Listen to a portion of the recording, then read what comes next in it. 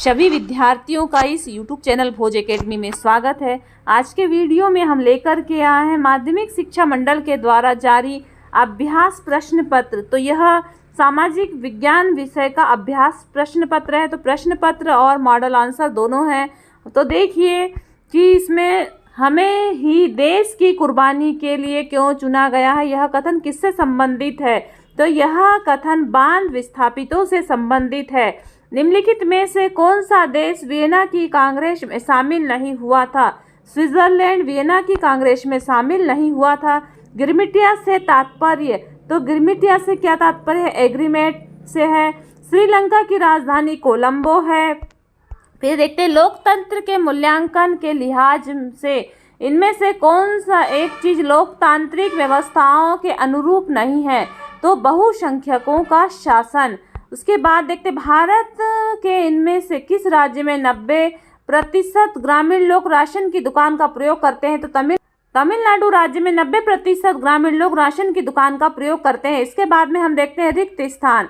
Aluminium का कच्चा माल, तो एल्यूमिनियम का कच्चा माल है बॉक्साइट। ग्रांट से अवर नोबल किंग कहाँ का राष्ट्रीय गान है, यह ब्रिटेन का राष्ट्रीय गान है। फिर प्राथमिक द्वितीयक तृतीयक क्षेत्रकों की गतिविधियां खालिस्तान है, तो यह आर्थिक गतिविधियों के अंतर्गत आता है। भारत में खालिस्तान पर आधारित सामाजिक विभाजन है। भारत में जाति पर आधारित सामाजिक विभाजन है।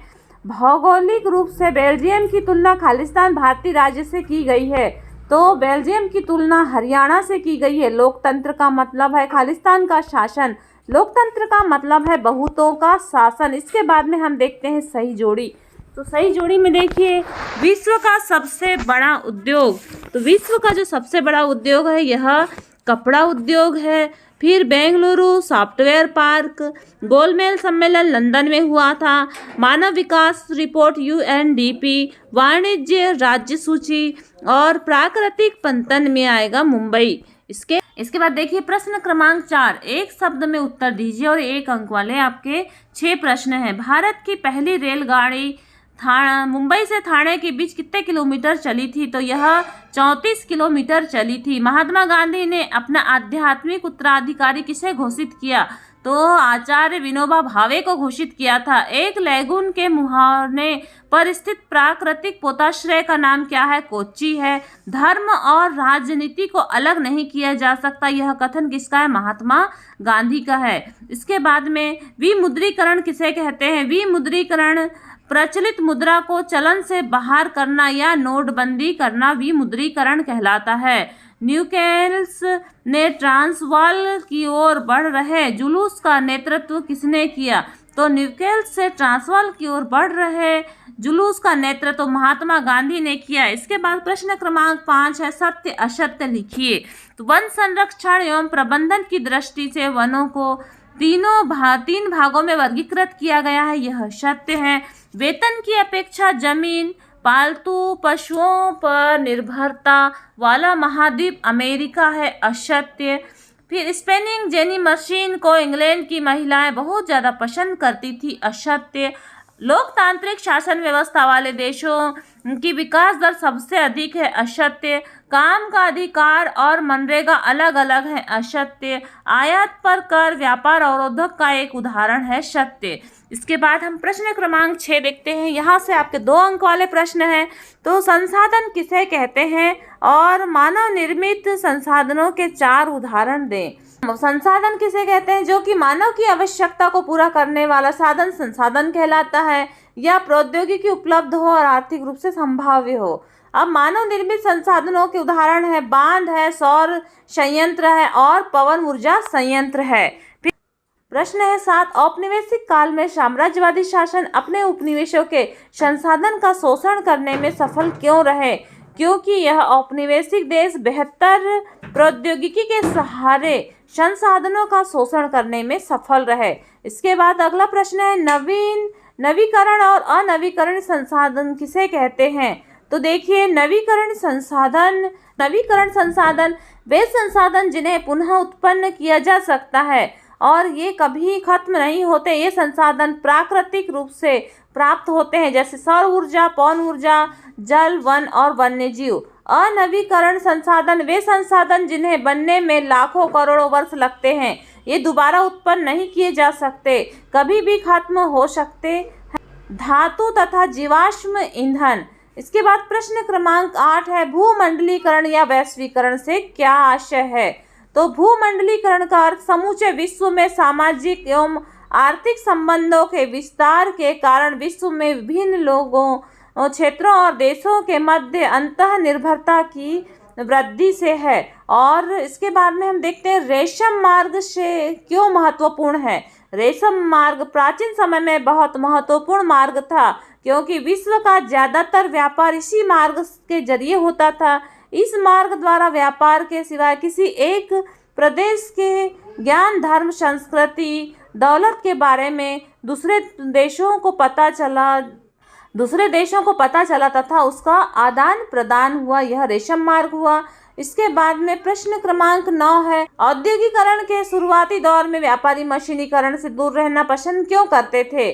क्योंकि मशीनें महंगी होती थी और उनकी मरम्मत में काफ़ी खर्च होता था, इसलिए व्यापारी और औद्योगिक नई मशीनों से दूर ही रहना पसंद करते थे। और आविष्कारकों या निर्माताओं के दावों से विपरीत नई मशीनें बहुत कुशल भी नहीं थी। इसके बाद में प्रश्न है इसी का, अथवा इस महिलाओं ने स्पिनिंग जेनी मशीन का विरोध क्यों किया? महिलाएं तो स्पिनिंग जेनी के आविष्कार के बाद ब्रिटेन के हथकरघा कारीगरों को लगने लगा कि इस नई मशीन से उनका आविष्कार छीना जाएगा। इस मशीन को वे अपने अस्तित्व के लिए खतरा समझने लगे, इसीलिए ब्रिटेन की महिलाओं ने कामगारों से स्पिनिंग जेनी मशीन के हमले किए और तोड़फोड़ किए।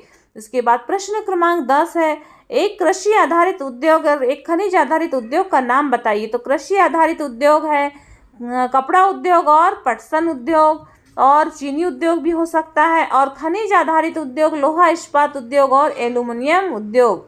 इसके क्या आप मानते हैं कि आर्थिक गतिविधियों की प्राथमिक, द्वितीयक, तृतीयक क्षेत्र में विभाजन की उपयोगिता है? आर्थिक गतिविधियों का प्राथमिक, द्वितीयक और तृतीयक क्षेत्र में विभाजन एक नजरिए से उपयोगी है। इस विभाजन से अर्थशास्त्रियों को किसी भी अर्थव्यवस्था में उपस्थित समस्याओं और अवसरों को समझने में मदद मिलती है। इससे मिली सूचना के आधार पर सरकार को समाज कल्याण के कार्यक्रम बनाने में मदद मिलती है। इसके बाद इसी का अथवा है, भारतीय अर्थव्यवस्था के विकास में तृतीयक क्षेत्र की महत्वपूर्ण भूमिका नहीं निभा रहा है क्या? आप इससे सहमत हैं? सभी विकसित देशों में सकल घरेलू उत्पादन का अधिकांश भाग तृतीयक क्षेत्र से ही प्राप्त होता है। हम इस कथन से सहमत नहीं हैं, क्योंकि भारतीय अर्थव्यवस्था के विकास में तृतीयक क्षेत्र कोई महत्वपूर्ण भूमिका नहीं निभा रहे। इस बात में कोई संदेह नहीं है कि भारत के सकल घरेलू उत्पाद में तृतीयक क्षेत्र की भागीदारी में वृद्धि हुई है। उसके बाद प्रश्न है 12, विदेशी व्यापार और विदेशी निवेश में दो अंतर लिखिए। तो विदेशी व्यापार और विदेशी निवेश देखिए, विदेशी व्यापार का तात्पर्य दुनिया के दो देशों के बीच माल, सेवाओं और पूंजी के व्यापार से है, और विदेशी निवेश से तात्पर्य देश के बाहर स्रोतों से किसी कंपनी में किए गए निवेश से है। फिर विभिन्न देशों में बाजार एकीकरण और विदेशी निवेश पूंजी, औद्योगिक तथा अन्य संसाधनों के रूप में अतिरिक्त निवेश। तो ये हो गया आपका विदेशी व्यापार और विदेशी निवेश, इसकी परिभाषाएं भी पूछता है। इसी प्रकार से आता है वैश्वीकरण के दो दुष्प्रभाव लिखिए। तो वैश्वीकरण के दो दुष्प्रभाव, आर्थिक संतुलन पैदा हो रहा है, देसी उद्योगों का पतन हो रहा है, बहुराष्ट्रीय कंपनियों का प्रभुत्व हो रहा है, बेरोजगारी में वृद्धि हो रही है, राष्ट्र प्रेम की भावना को आघात पहुंच रहा है। फिर आता है रेल परिवहन का महत्व या अंतर्राष्ट्रीय व्यापार किसे कहते हैं? रेल परिवहन भारी सामान ढुलाई की सुविधा। रेल यातायात द्वारा भारी सामान को आसानी से ढोया जा सकता है, जबकि सड़कों द्वारा यह संभव नहीं है। मूल्य में स्थिरता बनाए रखने में सहायक। रेलों द्वारा शीघ्रता से बड़ी मात्रा में वस्तुओं को एक स्थान से दूसरे स्थान तक पहुंचाया जा सकता है। इससे देश में वस्तुओं के मूल्यों में स्थिरता कायम रहती है। निर्यात व्यापार को प्रोत्साहन। इसके बाद में हम देखते हैं अंतर्राष्ट्रीय व्यापार किसे कहा गया है? तो अंतर्राष्ट्रीय व्यापार शब्द का अर्थ वस्तुओं और सेवाओं का लेन देन करना। जब यह लेन देन विभिन्न देशों के बीच होता है तो उसे अंतर्राष्ट्रीय व्यापार कहा जाता है। प्रश्न 14 है, भारतीय किसान अपने बेटे को किसान क्यों नहीं बनाना चाहता? मानसून की अनिश्चितता के कारण फसल विफलता हो जाती है और अगर कृषि सिंचाई करके भी की जाए उसमें बहुत ज़्यादा लागत लगता है। उपरोक्त भारत में किसानों का भविष्य अंधकारमय है, यही कारण है कि भारतीय किसान अपने बेटे को किसान नहीं बनाना चाहता। फिर प्रश्न है, रबी और खरीफ की फसल में कोई दो अंतर लिखिए। तो रबी की फसल शीत ऋतु में अक्टूबर से दिसंबर के मध्य बोई जाती है। खरीफ की फसल मानसून के आरंभ में बोई जाती है, जो कि जून जुलाई में आता है। फिर इसकी फसलों में गेहूं, जौ, चना आता है। ये ज्वार, बाजरा, सोयाबीन और धान होता है। इसके बाद में हम देखते हैं पवन हंस क्या है इसके कार्य। पवन हंस हेलीकॉप्टर लिमिटेड भारत की एक हेलीकॉप्टर सेवा है। यह कंपनी अगम्य और दुर्गम भूस्थलों पर सेवाएं देने के अलावा ये अन्य कई राज्य सरकारों को विशेषकर पूर्वोत्तर भारत में सेवाएं प्रदान करती है। फिर प्रश्न है, भारत सरकार द्वारा घोषित 2 राष्ट्रीय जलमार्गों के नाम बताइए। तो ये है हल्दिया राष्ट्रीय जलमार्ग और शदिया राष्ट्रीय जलमार्ग। जो हल्दिया इलाहाबाद गंगा जलमार्ग है और यह ब्रह्मपुत्र जलमार्ग है। प्रश्न 16 है, मौखिक संस्कृति मुद्रित संस्कृति में दाखिल हुई, स्पष्ट कीजिए। यूरोप के अधिकांश देशों में साक्षरता दर काफी कम हो थी। ऐसे में मुद्रित सामग्री को व्यापक पहुंच जाने के लिए अनपढ़ लोगों को मुद्रित सामग्री में लोकगीत तथा लोक कथाओं को गाकर सुनाया जाता था, ताकि निरक्षरों में भी मुद्रित सामग्री के प्रति रुचि पैदा हो सके। इस तरह मौखिक संस्कृति मुद्रित संस्कृति में दाखिल हुई। प्रश्न है, मुद्रित संस्कृति ने फ्रांस की क्रांति के लिए अनुकूल परिस्थितियां रची, स्पष्ट कीजिए। मुद्रित संस्कृति ने फ्रांसीसी क्रांति के लिए निम्नलिखित परिस्थितियां रची हैं। मुद्रित संस्कृति ने प्रबंध विचारकों के विचारों को बढ़ावा दिया। उनके लेखनों ने पूर्णतः परंपरा, अंधविश्वास और निरंकुशवाद की आलोचना की। उसके बाद में हम देखते हैं प्रश्न 17, मुद्रण के संदर्भ में महात्मा गांधी के क्या विचार थे? महात्मा गांधी ने कहा है कि स्वराज की लड़ाई दरअसल अभिव्यक्ति, प्रेस और सामूहिकता की लड़ाई है। इसमें गांधी जी प्रेस की स्वतंत्रता को महत्वपूर्ण मानते थे। उसी के बाद में दूसरा इसका अथवा है, 19वीं सदी में भारत में गरीब जनता पर मुद्रण संस्कृति का क्या असर पड़ा? तो मुद्रण संस्कृति का भारत की गरीब जनता पर यह असर पड़ा कि 19वीं सदी के मद्रासी शहरों में काफ़ी सस्ती किताबें चौक चौक पर बेची जा रही थी, जिसके चलते गरीब लोग भी बाजार से उन्हें खरीदने की स्थिति में आ गए और गरीबी, जाति भेदभाव और अंधविश्वास को दूर करने के लिए बहुत सारे सुधार लिख रहे थे। बाद आता है प्रश्न क्रमांक 18, पारिस्थितिकी तंत्र क्या है? वन पारिस्थितिकी तंत्र की उपयोगिता बताइए। पारिस्थितिकी तंत्र यह वह तंत्र है जिसमें समस्त जीवधारी आपस में एक दूसरे के साथ पर्यावरण के उन भौतिक रासायनिक कारकों के साथ परस्पर क्रिया करते हैं, इनमें वे निवास करते हैं तथा सभी ऊर्जा एवं पदार्थ के स्थानांतरण द्वारा संबंध होते हैं। छोटे तालाब और कुआं से लेकर पूरी पृथ्वी पारिस्थितिकी हो सकती है। उसके बाद में आता है भारत में वन संरक्षण के कोई 3 उपाय लिखिए। तो भारत में वन संरक्षण के उपाय में देखिए, वृक्षारोपण किया जाए, पेड़ों की कटाई को रोका जाए और वनों में आग लगने से बचाया जाए। तो इसका आपको वर्णन भी करना है। इसके बाद में आता है भारत एक संघीय व्यवस्था वाला देश है। इस तथ्य को साबित करने वाले मुख्य 3 बिंदु लिखिए। भारत में भी इसका आंसर है, भारत एक संघीय व्यवस्था वाला देश है क्योंकि भारत में केंद्र, राज्य और स्थानीय 3 स्तर की सरकारें होती है। भारत में एक लिखित एवं विस्तृत संविधान है। प्रत्येक स्तर की सरकार के अधिकार क्षेत्र संविधान में स्पष्ट वर्णित है। संविधान में मौलिक प्रावधानों को कोई एक स्तर की सरकार अकेले नहीं बदल सकती। सर्वोच्च न्यायालय की संविधान की व्याख्या का अधिकार है और केंद्र और राज्य सरकारों के बीच विधायी शक्तियां संघ सूची, राज्य सूची और समवर्ती सूची में बटी हुई हैं। इसके बाद में प्रश्न हम देखते हैं, अगला है इसी का अथवा, भारत में केंद्रीकरण के तहत त्रिस्तरीय पंचायती व्यवस्था को समझाइए। तो त्रिस्तरीय पंचायती केंद्र राज्यों में शक्ति लेकर स्थानीय सरकारों को दी जाती है तो उसे सत्ता का विकेंद्रीकरण कहा जाता है। वास्तविक विकेंद्रीकरण की दिशा में एक बड़ा कदम 1992 में उठाया गया था। संविधान में संशोधन लोकतांत्रिक शासन व्यवस्था के इस तीसरे स्तर का ज्यादा शक्तिशाली प्रभावी बनाया गया। इस संशोधन के माध्यम से भारत में त्रिस्तरीय पंचायती राज्य व्यवस्था का दर्जा दिया गया। त्रिस्तरीय पंचायती राज्य व्यवस्था में ग्राम स्तर पर ग्राम पंचायत, पंचायत समिति और मध्यम वर्गीय जिला परिषद और जनपद पंचायत और जिला परिषद की जिला स्तर की सरकार होती है। इस प्रकार से त्रिस्तरीय सरकार होती है। इसमें ग्राम सभा गांव के स्तर पर उन शक्तियों का प्रयोग कर सकती है, वे कार्य कर सकते हैं जैसे कि राज्य विधानमंडल। कम से कम 1/3 पद महिलाओं के लिए आरक्षित होता है और पंचायत की सभी सीटों को पंचायत के निर्वाचन क्षेत्रों में प्रत्येक चुनाव द्वारा निर्वाचित व्यक्ति द्वारा भरा जाता है। इसके बाद आता है प्रश्न 20। उधारदाता उधार देते समय समर्थन ऋणाधार की मांग क्यों करता है? उधारदाता उधार देते समय समर्थन ऋणाधार की मांग ऋण वापसी को सुनिश्चित करने के लिए करता है। यदि निर्धारित समय सीमा के अंदर कर्जदाता समर्थन ऋणाधार को बेचकर अपना पैसा वापस प्राप्त कर लेता है। प्रणाली की सबसे बड़ी कमी दोहरी संयोग का अभाव है। यदि एक वस्त्रों का विक्रेता चावल खरीदना चाहता है तो उसे चावल विक्रेता ढूंढने की आवश्यकता नहीं है।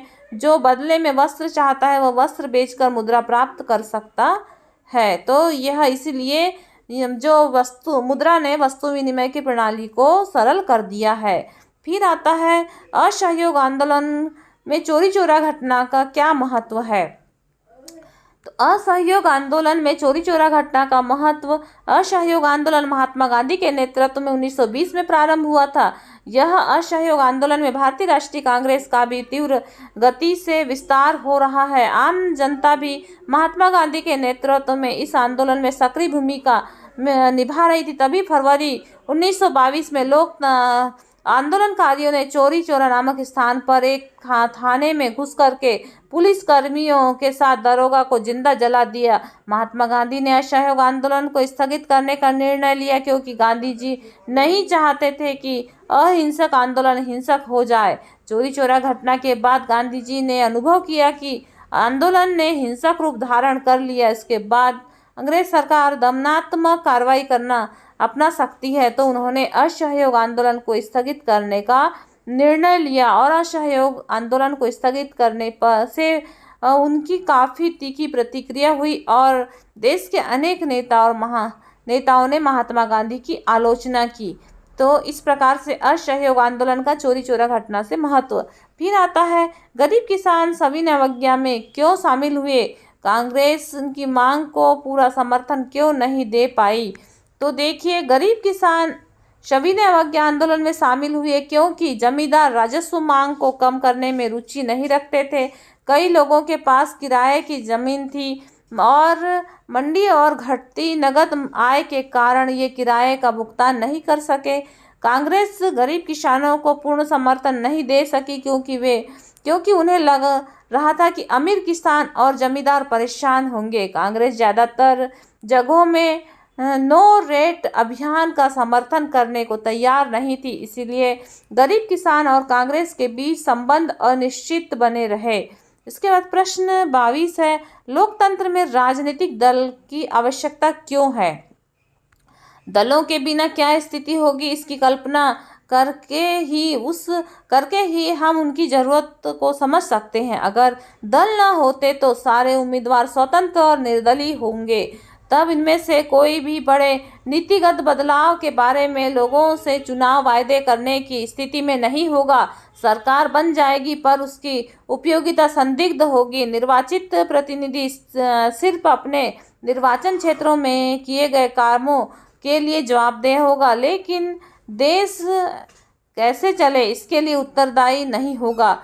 हम गैर दलीय आधार पर होने वाले पंचायत चुनाव का उदाहरण सामने रखकर भी इस बात की परख कर सकते हैं। हालांकि इन चुनावों में दल औपचारिक रूप से अपने उम्मीदवार नहीं खड़े करते, लेकिन हम पाते हैं कि चुनाव के अवसर पर पूरा गांव एक खेमे में बटा रहता है और हर खेमा सभी पदों के लिए उम्मीदवार का पैनल होता है।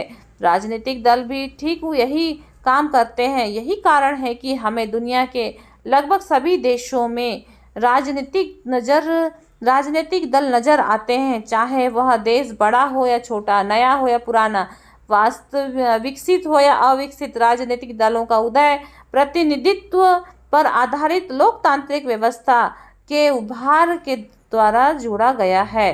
तो इसीलिए राजनीतिक दल का महत्व अत्यधिक है।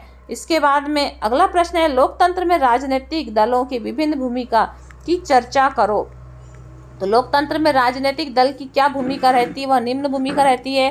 राजनीतिक दल चुनाव लड़ते हैं और यह कोशिश करते हैं कि चुनाव में उनके उम्मीदवार की जीत हो। ये राजनीतिक दल देश में व्याप्त समस्याओं को जनता के सामने रख कर जनता में जागरूकता पैदा करते हैं। राजनीतिक दल देश के कानून निर्माण में महत्वपूर्ण भूमिका अदा करते हैं। राजनीतिक दल मतदाताओं के समक्ष अपनी छवि अच्छी बनाने के लिए जनता को सुख सुविधाएं उपलब्ध कराते हैं।